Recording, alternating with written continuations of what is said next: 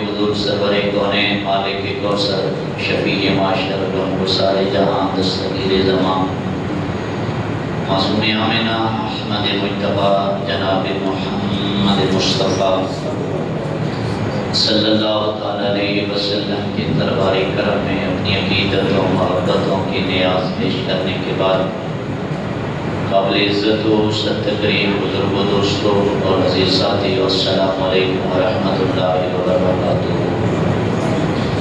رب العالمین کا جتنا بھی شکر ادا کیا جائے کم ہے کہ مالک رنگ ذل میں مجھے اور آپ کو ایک مرتبہ اس مختصر سی زندگی میں اپنے محبوب کی جلوہ گریوں والا ماہ نور عطا فرمایا۔ اللہ کریم کی بارگاہ میں دعا ہے کہ پروردگار عالم اس ماہ مقدسہ کے لازوال برکتیں، بے مثال نعمتیں اور بے شمار فضل حضور کے اس ماہ میلاد کا صدقہ حضور کے ہر غلام کو نصیب فرمائے۔ سب کی جولیوں کو میرا رب سال بھر کی جو کمی بیشی رہ گئی میرا رب اس مہینے کا صدقہ ہر ایک کو بے حساب عطا فرمائے۔ چونکہ ماہ ربیع النور شریف کا چاند طلوع ہو گیا، بحمدی تعالیٰ آج پہلا جمعۃ المبارک ہے، اور اس ماہ مبارکہ میں ہم خوب اپنے محبوب رسول کے چرچے کریں۔ آج کی اس جمعۃ المبارک کے پاکیزہ لمحات میں میرا موضوع سخن بھی یہی ہے کہ باتیں تسکین جان زار کی۔ اگر آپ بیدار ہو گئے ہیں تو سبحان اللہ۔ آؤ کہ تسکین جان زار کی باتیں کریں، ہجر کی شب شاہ ابرار کی باتیں کریں، بلبلیں کرتی رہیں گل کی چمن کی گفتگو، پر ہم اپنے محبوب کے لب و رخسار کی باتیں کریں۔ بلبلیں کرتی رہیں گل کی چمن کی گفتگو، اور ہم اپنے محبوب کے لب و رخسار کی باتیں کریں۔ آقا کریم صلی اللہ تعالیٰ علیہ وسلم کو مالک کائنات نے وہ اوصاف حمیدہ اور وہ خصائص عطا فرمائے ہیں جو کائنات میں کسی اور کے حصے میں نہیں آئی۔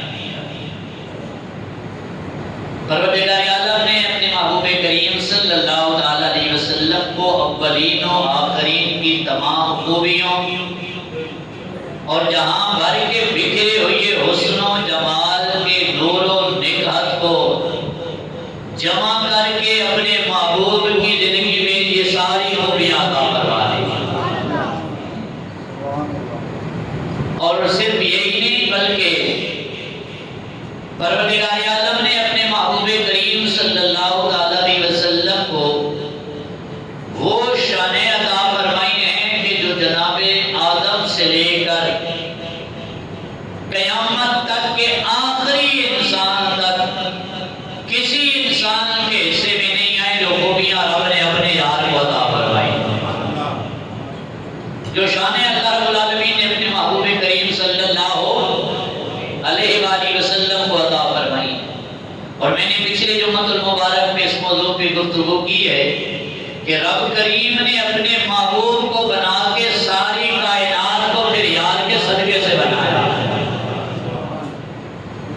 حضور جان عالم صلی اللہ تعالیٰ علیہ وسلم کے جو اوصاف رب کائنات نے اپنے محبوب کو عطا فرمائے، اور وہ اوصاف اتنے ہیں کہ جن کا نہ کوئی حد ہے نہ کوئی حساب ہے، اور علماء نے زندگی بھر اس پہ کام کیا، حضور کے اوصاف کو جمع کیا اور کتابیں بھری حضور کی شانوں کی، حضور کی توصیف و ثنا کی۔ اور انہی خوش بختوں میں سے ایک نام ہے حضرت امام جلال الدین سیوطی رحمۃ اللہ تعالی۔ انہوں نے کتاب کا نام ہی خصائص کبریٰ رکھا ہے، حضور کے اوصاف۔ انہوں نے تقریباً 250 خصائص رسول اللہ کے بیان کرا۔ کتنے؟ 250 اوصاف بیان کیے، لیکن پھر بھی انتہا تک نہیں پہنچ سکے۔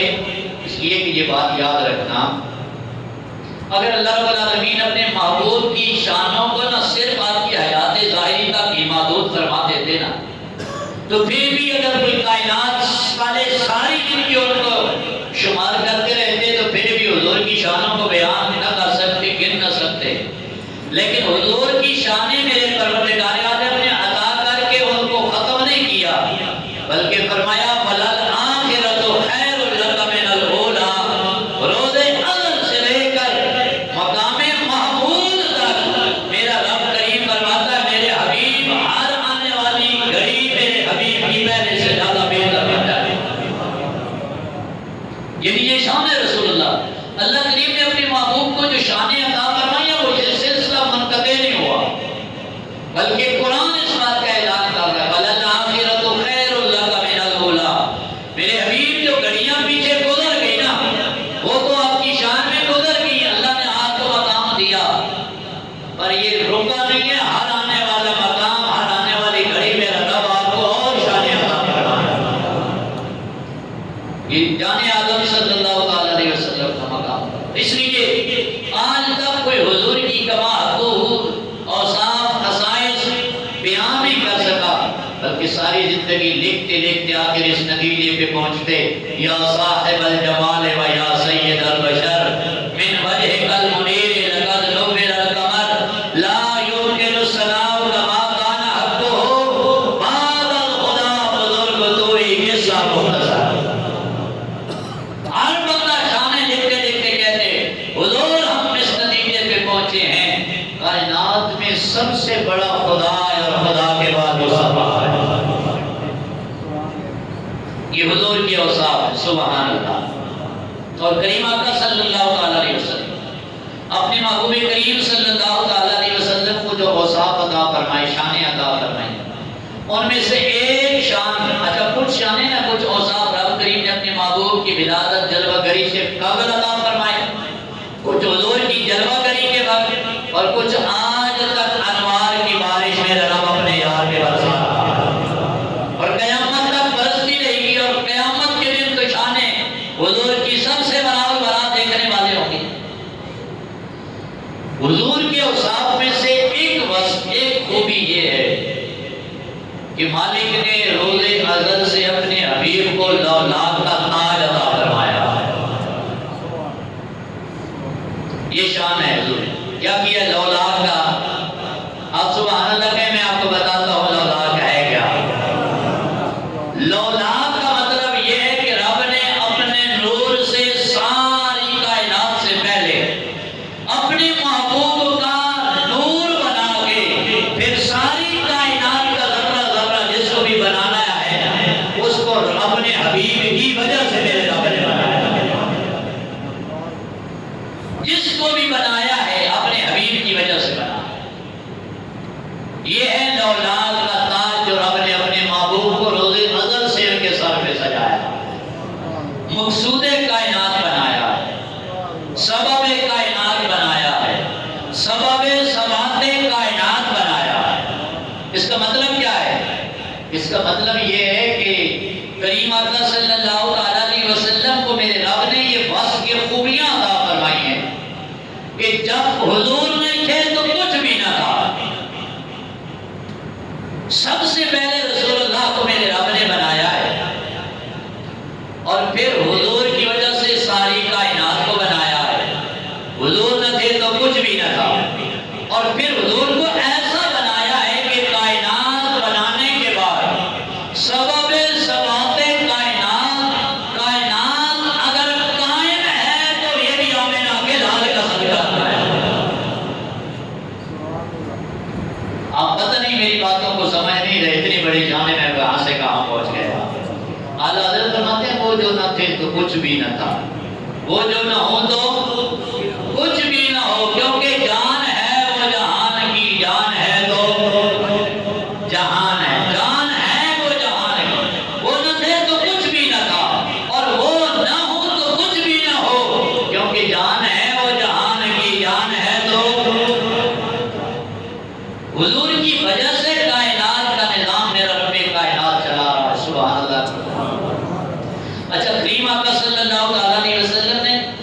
اپنے محبوب کریم صلی اللہ علیہ وسلم کو شان عطا فرمائی. ان میں سے ایک شان کیا یہ یاد رکھنا ہے, لولاد کا تاج عطا فرمایا.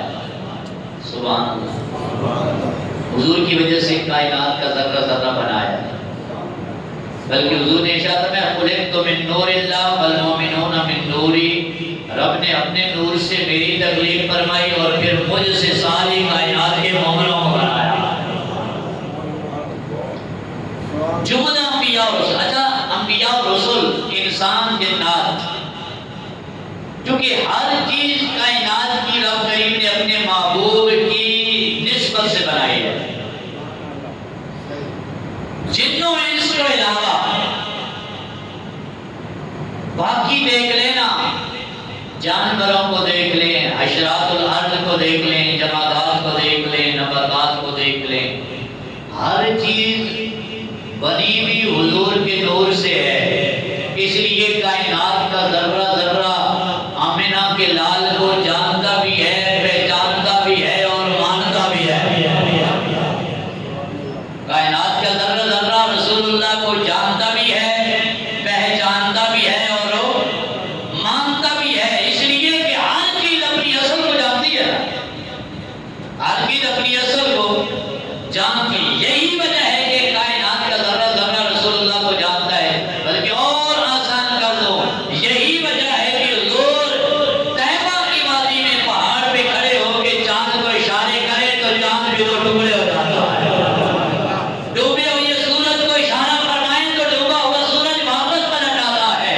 اور سامنے کھڑے درختوں کو اشارہ فرمائیں تو جو کہ قدمین مصطفیٰ میں حاضر ہو جاتے ہیں. اور ہاتھ میں کنکر لے کے نگاہ نبوت ڈالے تو وہ بھی اعلان کرتے نظر آتے ہیں کہ ہاں پتھر ہے لیکن آمنہ کے لال کو ہم بھی جانتے ہیں. کائنات کا ذرہ ذرہ رسول اللہ کو اتنا یاد رہے گا. سبحان اللہ کو. اچھا اس کی میں دو چار مثالیں کہ کوئی بندہ یہ نہ کہ مولانا نے جذبات میں آ کر بات کرتی ہے. سبحان اللہ کہ میں حدیث کی شروع کرنے لگا ہوں. آپ جانتے ہیں میرا مزاج ہی نہیں ہے کہ دوڑے مائی ہو جناب کیسے کہانیاں سنا کے جان چھوڑو. الحمدللہ یا قرآن زبان پہ آتا ہے یا مصطفیٰ کا فرمان آتا ہے. پہلی حدیث مبارکہ اور مشکات شریف کی حدیث مبارکہ میرے رسول پاک صلی اللہ علیہ وسلم کو یہ موضوع یاد رکھنا. کائنات کا ذرہ ذرہ حضور کو جانتا ہے. حضور کو کیا کرتا ہے, جانتا ہے. کریم آقا صلی اللہ علیہ وسلم حضرت ابو ہریرہ حدیث مبارکہ کے راوی ہیں. آپ فرماتے ہیں حضور جان عالم جب مدینہ نور تشریف لے گئے ہجرت فرما کر, تو اس وقت مدینہ شریف کے قریب ایک یہودی بکریاں چرا رہا تھا.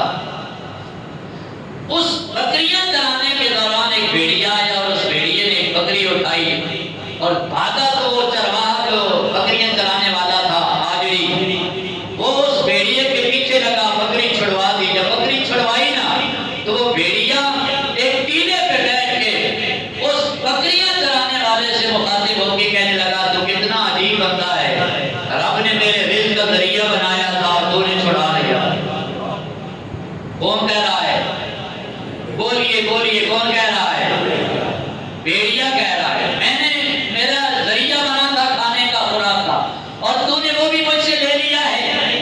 بکریاں چرانے والا تعجب میں پڑ گیا کہ زندگی میں پہلی بار سنا ہے کہ بھیڑیا بھی باتیں کرتا ہے.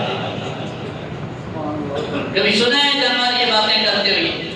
بھیڑیے نے جب حدیث پاک پڑھ رہا, بھیڑیے نے باتیں کی نا, وہ تعجب میں سوچنے لگا, کہنے لگا آج پتہ چلا ہے کہ جانور بھی باتیں کرتے ہیں. وہ بھیڑیا اس سے آگے بات بڑھائی. اس نے کہا یہ تعجب میں نہ پڑھ کے میں باتیں کرتا ہوں کہ نہیں, اس کو چھوڑ, بکریاں یہیں پہ چھوڑ, جہاں کھجورے والے شہر میں یثرب کو مدینے بنانے والا رسول آ گیا ہے اور مدینے میں آ کے ڈیرا لگایا ہے. اس رسول کی شان یہ ہے علمت علم الاولین والآخرین, وہ رسول جو کچھ ہو گیا ان کی خبریں بھی دیتا ہے, قیامت تک جو کچھ ہونے والا رسول ان کی بھی خبریں عطا فرمانے والا. جانور بھیڑیا کہہ رہا ہے کہ حضور جہاں مدینے میں حضور آ گئے ہیں اور حضور سے جا کے ملاقات کر, اس کی نشانی کیا ہے؟ رسول کی نشانی یہ ہے کہ وہ علم غیب جاننے والا ہے. بھیڑیوں کو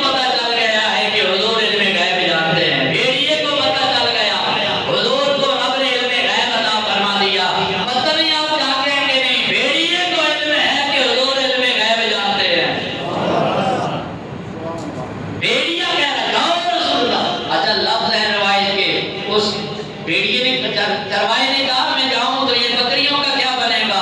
اس نے کہا پہلے آئے تھا ان کو کھانے کے لیے، اور اب نام آ گیا ہے مدینے والے کا، جا مل رسول اللہ سے اور ملاقات کر، بھیڑیوں کی حفاظت، بکریوں کی حفاظت جانے میں جانے۔ اس نے بکریاں وہیں چھوڑی، تھا یہودی لیکن جب مدینے میں رسول اللہ کا دیدار کیا ہے اور چہرہ حسین دیکھا ہے، کہنے لگا بکریاں چھوڑے، یار کلمہ پڑھائے، ساری زندگی غلامی میں گزار گا۔ سبحان اللہ، کائنات کا ذرہ ذرہ حضور کو جانتا ہے۔ اچھا یہ جانور جانتے ہیں تو پھر نبیوں کی صفوں میں حضور کا مقام کیا ہوگا؟ وہ نبیوں میں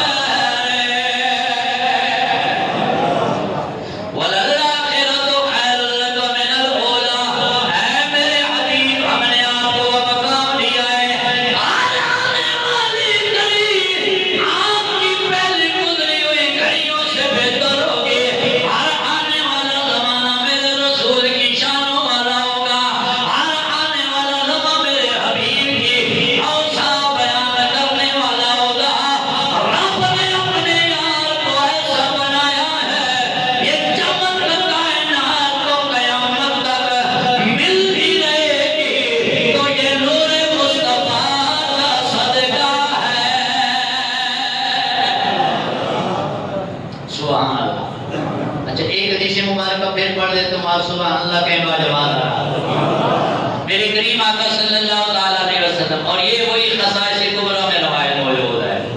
حضور کی شان جہاں امام جلال الدین سیوطی نے بیان کی ہے، کریم آقا صلی اللہ علیہ وسلم اور اس حدیث کے راوی حضرت ابن عباس ہیں، رسول اللہ کے چچا کے بیٹے ہیں، اہل بیت نبوت کے چشم و چراغ ہیں۔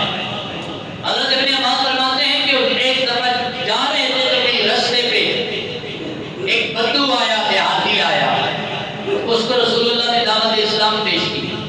کہنے لگا حضور آپ دعوت تو پیش کر رہے ہیں، آپ یہ بتائیں آپ کے پاس نبوت و رسالت کی دلیل کیا ہے؟ جان عالم صلی اللہ علیہ وسلم سامنے کھجور کا درخت کھڑا تھا، تو حضور نے ارشاد فرمایا اگر وہ جو کھجور کا درخت ہے اس کی ٹہنی کو، درخت کو نہیں کس کو، ٹہنی کو اگر میں کہوں اور وہ ٹہنی ٹوٹ کر اپنے درخت سے میرے قدموں میں آ جائے، پھر مان جائے گا کہ میں اللہ کا نبی ہوں؟ سبحان اللہ، کہنے لگا حضور مان جاؤں گا۔ حضرت ابن عباس فرماتے ہیں پھر رسول اللہ نے اشارہ کیا، جس طرف اٹھ گئی دم میں دم آ گیا، جس طرف اٹھ گئی دم میں دم آ گیا، زندگی میں زندگی آ گئی، جان میں جان آ گئی۔ اس لیے تو تاجدار گولا کہتے ہیں سورت رو میں جان آکھا، جان آکھا کہ جانے جہان آکھا، سچ آکھا تے عملی میں شان آکھا۔ کیوں؟ میں شان تو شانہ تھا پڑی، جس طرح حضور نے اشارہ کیا۔ اب سنیے وہ کھجور کی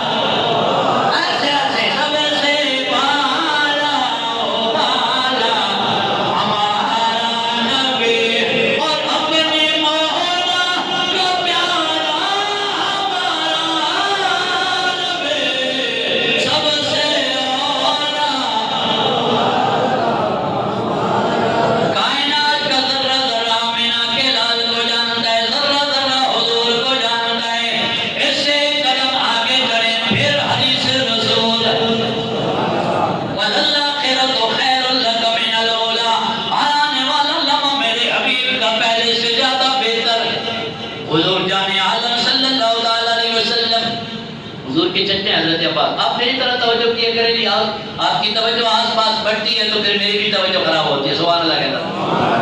حضرت عباس حضور کے چچا ہیں. میرے رسول پاک نے حضرت عباس کو ایک دن پیغام دیا, میرے چچا آج آپ نے گھر سے جانا نہیں, میں آپ کے گھر آؤں گا.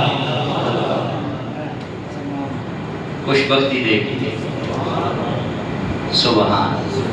صحابہ کو مقام ویسے ہی نہیں مل گیا, عرش کا ماہی چل کے جن کے گھر میں آ جائے, اس سے بڑھ کر اور مقام کوئی ہو سکتا ہے؟ یہ اپنے مقدر پہ ناز کیا کرو کہ رب نے ایڑیاں شانہ والا رسول ہمیں عطا فرمایا.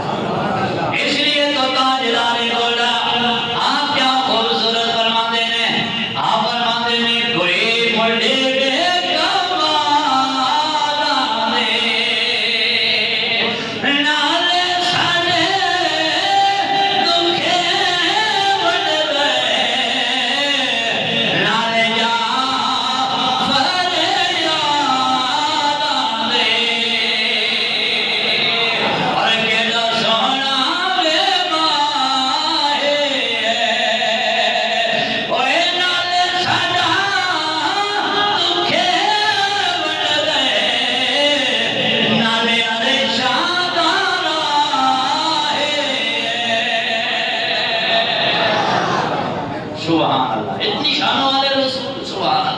حضرت عباس کو حضور نے فرمایا چچا آج گھر میں لینا, میں آپ کے گھر آؤں گا.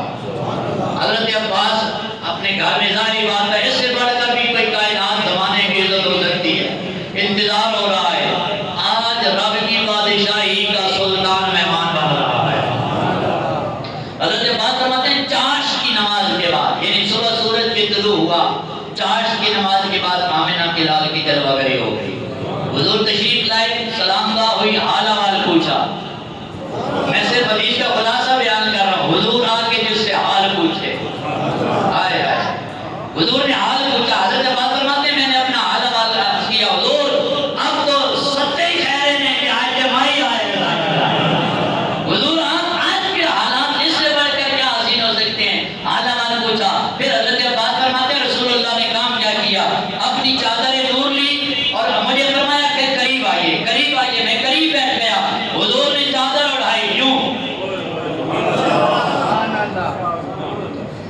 اس چادر میں اپنے آپ کو بھی نیچے رکھا اور مجھے بھی نیچے رکھے. پروردگار عالم کے دربار میں دعا کی, مالک اے میرا ہے, اے مالک آئے میرے اہل بیت نبوت نے میرا گھرانہ ہے, آل رسول نے اہل بیت اطہار میرے چچا ہے. اے مالک اے میرے ابا جی جناب عبداللہ کے بھائی ہیں. مالک جس طرح میں نے ان کو چادر میں چھپا کے زمانے سے بچا لیا ہے, مالک میرے اس اہل بیت کو جہنم کی آگ سے تو بچا لے. دعا مانگی ہے مالک جس طرح میں نے چادر میں چھپایا ہے اس طرح آپ بھی اپنی رحمت کی چادر میں چھپا کے جہنم سے بچا لے. اب جس بات کے لیے میں نے حدیث پاک پڑھی ہے, حضرت ابن عباس فرماتے ہیں دعا آمنہ کا لاج مانگ رہے ہیں. حضرت عباس کا گھر ہے اور چوکھٹ ہے حضرت عباس کی اور در و دیوار ہے حضرت عباس کے گھر کے.